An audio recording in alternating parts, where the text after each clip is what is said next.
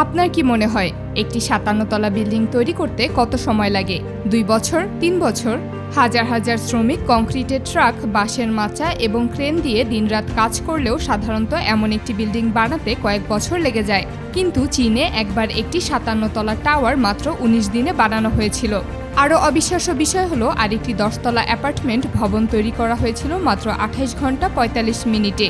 শুধু ভবনের কাঠামোই নয়, দেয়াল, জানালা, বারান্দা, পানির পাইপ এবং বৈদ্যুতিক ব্যবস্থাও বসানো হয়েছিল, যেন বিশাল আকারের বিল্ডিং ব্লক একসাথে জোড়া লাগানো হচ্ছে। কিন্তু চীন আসলে এটা কিভাবে করছে? আর যদি সবকিছু এত নিখুঁত হয়, তাহলে এই পদ্ধতি নিয়ে আমেরিকার এত আপত্তি কেন?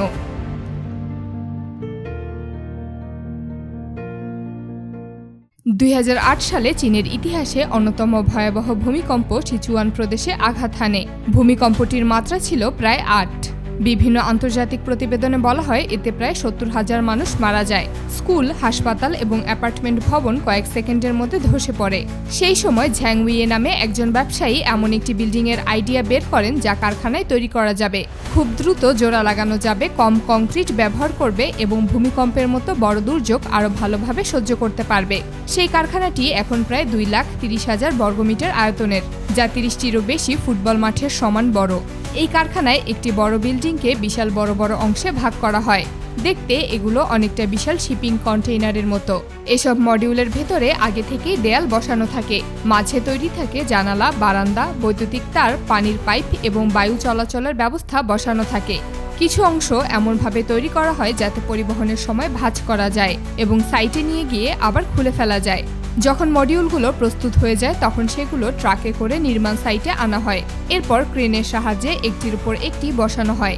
শক্তিশালী স্টিল স্ক্রু দিয়ে এক মডিউলকে আরেকটির সাথে আটকে দেওয়া হয়। এভাবে ধাপে ধাপে পুরো ভবন দাঁড়িয়ে যায়। এখানে কংক্রিট ঢেলে একতলার ছাদ বানানোর পরিবর্তে আগে থেকে তৈরি করা ঘরগুলো একটির উপর আরেকটি বসানো হয়। চীন চাংশা শহরে একটি ১০ তলা অ্যাপার্টমেন্ট ভবন নির্মাণের ভিডিও প্রকাশ করে, আর তারপর থেকেই গোটা বিশ্ব যেন রীতিমতো অবাক হয়ে যায়। ভিত্তি আগে থেকেই তৈরি ছিল এবং সব মডিউলও কারখানায় প্রস্তুত ছিল। প্রথম ট্রাক নির্মাণ সাইটে ঢোকার সঙ্গে সঙ্গে সময় গণনা শুরু হয়। একের পর এক মডিউল ক্রেন দিয়ে তোলা হয়, সঠিক স্থানে বসানো হয় এবং বোল্ট দিয়ে আটকে দেওয়া হয়। মাত্র ২৮ ঘন্টা ৪৫ মিনিট পর একটি সম্পূর্ণ ১০ তলা ভবন দাঁড়িয়ে যায়। এই ভিডিও দ্রুত সারা বিশ্বে ছড়িয়ে পড়ে। অনেক মানুষের বিশ্বাসই হচ্ছিল না যে একটি ভবন এত দ্রুত তৈরি হতে পারে। এটা নিয়ে আমেরিকা সহ বিশ্বের বিভিন্ন দেশে আলোচনা শুরু হয়। চীন বিতর্কের জবাব দেয় আরও বড় একটি প্রকল্পের মাধ্যমে। তারা নির্মাণ করে মিনি স্কাই সিটি নামে ৫৭ তলা একটি টাওয়ার, যার উচ্চতা ছিল প্রায় ২০৪ মিটার। এতে শত শত অ্যাপার্টমেন্ট, অফিস এবং বাণিজ্যিক ফ্লোর ছিল। প্রচলিত পদ্ধতিতে এমন একটি ভবন নির্মাণ করতে কয়েক বছর সময় লাগতে পারত, কিন্তু তারা কারখানায় আগে থেকেই অংশগুলো তৈরি করে মাত্র ১৯ দিনে ভবনটি জোড়া লাগায়। পরে তারা আরও একটি ২৬ তলা আবাসিক ভবন তৈরি করে, যা ৫ দিনেরও একটু বেশি সময় সম্পন্ন হয়। এতে প্রায় ১০০ জন শ্রমিক কাজ করেছিলেন। তবে প্রশ্ন উঠছিল, এটা কি ভূমিকম্পে টিকে থাকতে পারবে? চীন মূলত এই ধরনের বিল্ডিংয়ে এক বিশেষ ধরনের স্টিল ব্যবহার করে থাকে। স্টিল কংক্রিটের তুলনায় বেশ নমনীয়। ভূমিকম্পের সময় এটি কিছু শক্তি শোষণ করতে পারে এবং চাপকে পুরো কাঠামোতে ছড়িয়ে দিতে পারে। তাহলে যদি এই প্রযুক্তি ৩০ গুণ দ্রুত নির্মাণ করতে পারে, ১০ গুণ বেশি টেকসই হয় এবং ৯০% কম বর্জ্য তৈরি করে, তাহলে পুরো বিশ্ব এটি ব্যবহার করছে না কেন?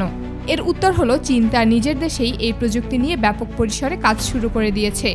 বাইরের বিশ্বে এটা খুব একটা পরিচিতি না পেলেও ধারণা করা হচ্ছে আগামী কয়েক বছরের মধ্যেই মানুষ দীর্ঘ সময় নিয়ে বিল্ডিং তৈরির পরিবর্তে এই ধরনের টেকনোলজির দিকে এগিয়ে যাবে।